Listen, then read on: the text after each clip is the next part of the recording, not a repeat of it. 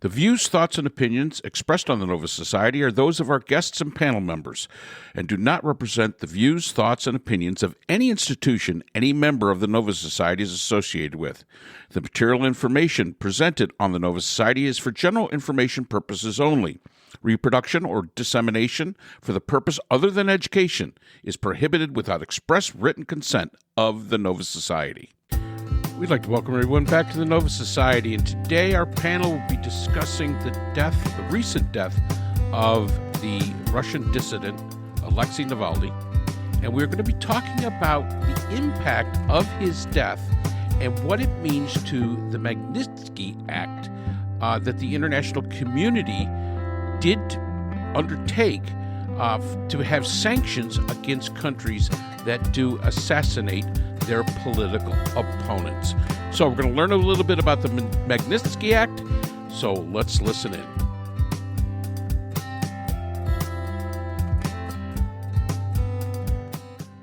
So what else? You got anything, Brooke, that you wanted to hit up on? Alexei Navalny. Alexei Navalny. He's dead. I know. He's still dead. He's still dead. I know he's still dead. He's still dead from last week when we mentioned Alexei Navalny. I know, and it still bothers me. And now apparently they finally let his mother see his body, but they will not release it to her because he's a terrorist or something like this. And of course the What, do they think they're going to bring him back to life and he's going to become a terrorist again?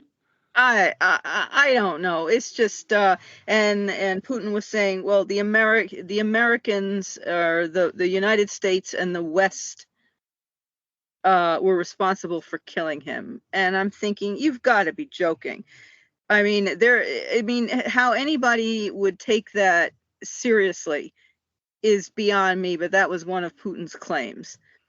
But I mean, Russia can't both be the most secure nation on the face of the planet and somehow have and Americans be weak and decadent and this and that and the other and incompetent and incapable, and yet somehow have operatives get into their very secure nation by the incompetence, get into this extremely secure prison and somehow manage to murder this man. It is amazing. Yeah. I was just listening to something on NPR. I don't remember which thing it was, but it was NPR.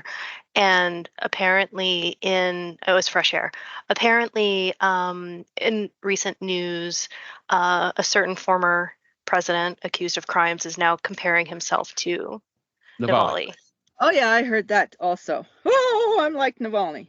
Yeah. Okay. In being persecuted by the state. But this actually does bring up a very good point, which is something that is apropos to here.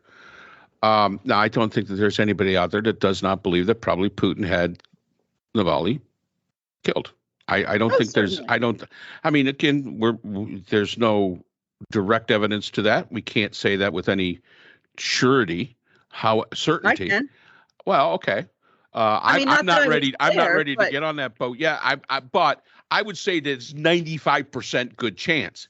So that brings us to the argument that was recently made here in the United States that a president should be immune from all prosecution for whatever he does. No, absolutely not. I mean, I would put that higher, Mark. I would put it at 99.9 repeating.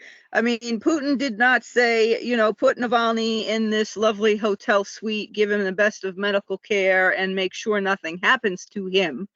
It was, put him in prison and then extend extend the prison sentence and then extend it again after trying to poison him with military grade Novichok, which only the FSB has access to. Oh, I didn't know, and I didn't do anything, and we didn't. Oh yeah, and we didn't do anything, and I'm not responsible. And then there's the when Navalny disappeared for several weeks, and it turned out he was being moved from one prison to another. Putin said, we at the Kremlin, we don't know where any one individual prisoner is. And I'm thinking, oh, please, Volodya, please don't lie this way. You've got to be, you're in charge of prison X, and you've got Alexei Navalny, and on your own authority, with no input from the Kremlin, you're going to say, oh, I'm just going to send Navalny away from my prison, and I'm going to call up Grigory here at other prison, whatever. And of his own authority, he's going to say, yeah, sure, I'm going to take this person, and we're going to be responsible for transporting this very, the best known person, the Kremlin's biggest foe and all this, that, and the other thing. And we're going to take it on our own responsibility to move him and transport him and be responsible for him, moving him from A to B without any input from the Kremlin? I don't think so. And then move him again. And, oh, well, we don't know where he is, says Putin. Please. So to your point, your question, though, Mark, the question of presidential immunity, I think one of the challenges is, one, historically, do we even have we don't have any examples really to rely on in terms of presidential immunity, but the argument that's trying to be made towards presidential immunity is trying to apply the title retroactively to crimes committed outside of the 4 years of the presidency, which I think the question that's going to have to, that our justice system is going to have to determine is, they're saying presidential immunity can't apply. The president should not be immune. I mean, end of story. But, applying it in terms of party politics versus the reality of you can't throw around the weight for crimes that were committed outside of the office. Like it doesn't work that way. No, what do you think about that? Retroactively either. How are you on presidential immunity? Well, we've discussed this a million times, it seems. Obviously, the president is just a citizen and doesn't have any more immunity than anybody else, in my opinion. I would agree. And but look, let's get back to the Navalny. Today is the day, just a couple of hours ago, that the Biden administration released their list of sanctions. There are 500 of them.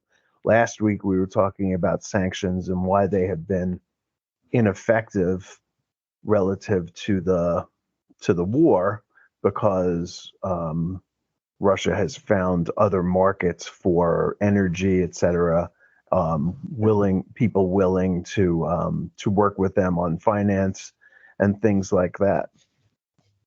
But one of the things that I think got Trump elected in 2016 was his hatred of the Magnitsky Act.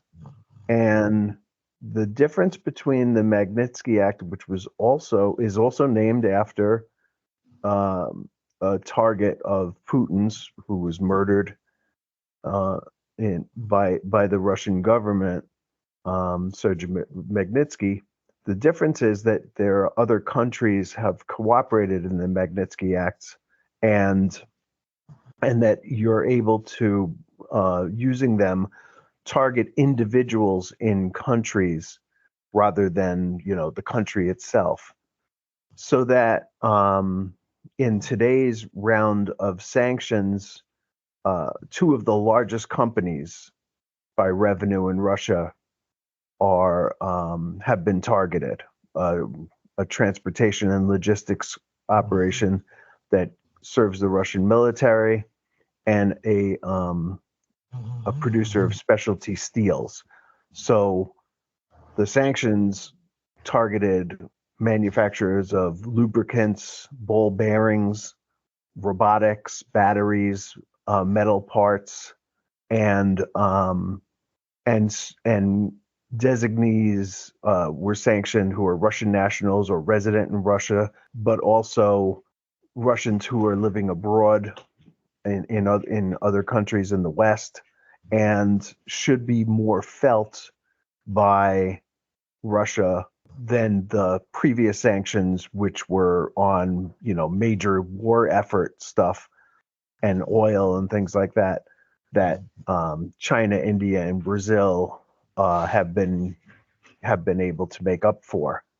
So these are a little bit more targeted sanctions, and I think there's a good chance that they will hurt enough people individually so that they will put more pressure on Putin, at least, to to not commit such heinous acts as assassinating his political enemies. That might be naive, but I think at this point it's about what you can do. The sanctions come from not just the Treasury Department, the State Department, the Commerce Department, and they've gone after a lot of revenue that I think will be missed. And as I think we mentioned last week, there's also a sense that they're going to begin taking money from frozen accounts, mostly in Belgium for some reason, and provide them to Ukraine as a kind of reparation for the Russian war machine against them. Yeah, and I think I did read about that they're looking at Belgium, and I think Belgium, it's because of the banking laws in Belgium. One of the issues that we had was, how do we legally do that? How do you all right? So you've frozen money. How do you legally, by our system, or like the British system or the Germans or any of the rest of them, how do you legally make that happen? And I think the workaround was that, well, the Belgians allow it.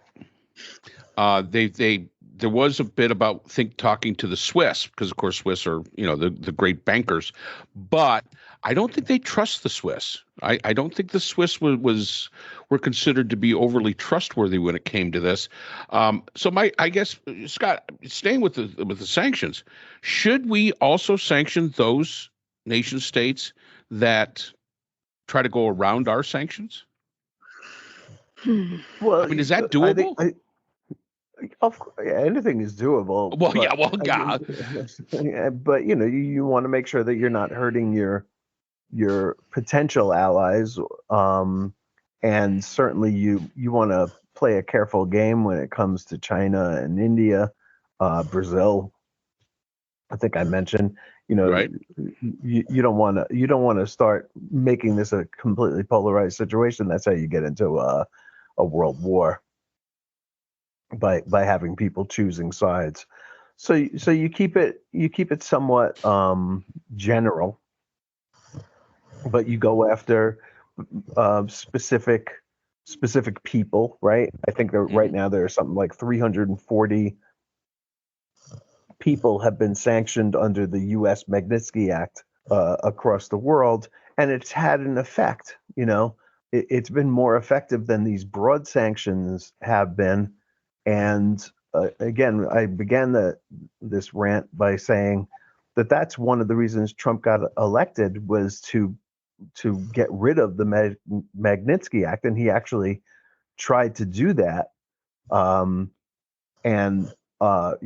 was rebuffed by Congress, which early on sort of staved him off from some of the pro-Putin things that Trump wanted to do in his term in office, which were get Russia back into the G7, which was a sanction against them, right? There used to be a G8 right. with Russia, and it's no longer there, and to get rid of these sanctions on individuals that are close to Vladimir Putin, who are paying a big price for his actions, and we've seen how effective it can be.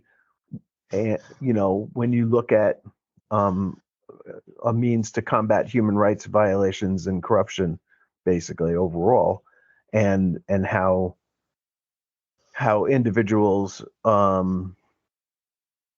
in Turkey and Israel and the Republic of Congo and other places who were affected by the International Magnitsky Act by other countries, not just the USA, but the UK and different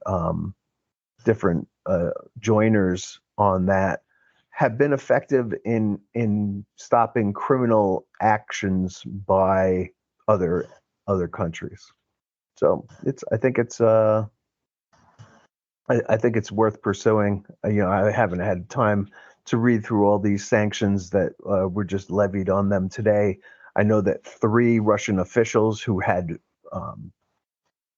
personal involvement in Navalny's death have been sanctioned. I don't have names for them at this time, but they were on the target list, and some other as I said before, parts of the war machine, which should be able to slow them down from supplying their troops in Ukraine. We'll see. And that's something that's definitely necessary for the Ukrainian cause is to slow down. It's awful difficult now if you get the news as to really what's happening over there. There was one point in time where you say, yes, the Russians were winning. Then you could say, well, no, the Russians weren't winning. The Ukrainians were really fighting back. Now it's kind of come to an almost stalemate. And stalemates last for a very, very long time. And one of the things that you want to be able to see is, of course, you want it for Ukraine. You want Ukraine to remain a democracy, but if it maintains a stalemate, then it becomes an economic. It's sort of like the old sieges of the Middle Ages, when we would lay siege to a castle. They take an awful lot of time. They drain an awful lot of resources, and eventually it's down to logistics, food, money, those kind of things that eventually decides who wins those long protracted conflicts that are going on today. Yeah, well, it's like World War I's trench warfare, but with better weaponry and exactly. more nimble weaponry. And I think the advantage that Ukraine had at the very beginning of the war was more technical than anything else. They had technology to target Russian troops and tanks and things like that, and they were able to knock out a couple of battleships and chase the Russian Navy away from Crimean ports and things like that. And that advantage, of course, gets counteracted by the Russians, who are not slouches when it comes to technology. And now Ukraine is working on, creating new types of technology that will overcome the counter, and on it's going to go. There's not likely to be anytime soon a breakthrough in this thing unless Putin dies, or is deposed. And there's been a lot of speculation over the last couple of years that he's sick, and that this is like a final hurrah for him, that he has to try to accomplish this in his lifetime, and his lifetime is short, and that's why he was so desperate to attack 2 years ago. The anniversary is tomorrow, by the way. Yes, right. But that the weaponry that we're going to eventually provide them, it won't be decisive, and will merely keep this war going. And there's not likely to be any resolution for this. I think Putin is gambling big time on Trump returning to office and just trying to make some kind of deal whereby Putin gets a big piece of Ukraine, bigger piece than he had originally, and that the war ends and it allows Russia to retrench, and they'll go attack somebody else somewhere, or redo this one. We've already seen just yesterday a place that I've never even heard of before, Transnistria. I'm not even sure I'm saying that correct. I'm pretty sure I'm not saying that correctly. which is a strip of land that used to be Moldova and is now effectively part of Russia. And it's Russian speaking. It's the ethnicities there, and the lines are very unclear about who's where and what and who their allegiance is to. And so there's this large strip of Moldova that is now a part of Russia as of like yesterday. So that's all the time we have for today's episode. The Nova Society is a production of the Phoenix Research Institute. We'd like to thank our sponsor for this episode, the Journal of Interdisciplinary Conflict Science. The JCIS is an open journal for upcoming scholars. The JCIS is currently accepting article submissions on an ongoing basis. The JCIS is a publication of Nova Works, a scholarly depository at Nova Southeastern University. A link to the journal is in our description. We'd also like to thank our podcast partners, Buzzsprout, who hosts the Nova Society, Audacity, who is our editing partner, and Podkite, who does all of our analytics. We'd also like to thank iHeartRadio, where people get their music and podcasts, Apple iTunes, the largest source for music and podcasts on the internet, Spotify, the most popular source for the Nova Society. The Nova Society is available on all these and other quality platforms mentioned in our description. We'd also like to thank our listeners. Without you, the Nova Society would not be possible. If you have a comment, a question, or would like to be a guest on the Nova Society, we can be reached at nova.society.podcast@gmail.com. Always remember, the power of society is knowledge. So for Dr. Scott Gershwer, Dr. Brooklyn Ann Weldon, Dr. Priscilla Hobbs, and all of us here at the Nova Society, I'm Dr. Mark Bound. Be well, and we hope to see you again next time.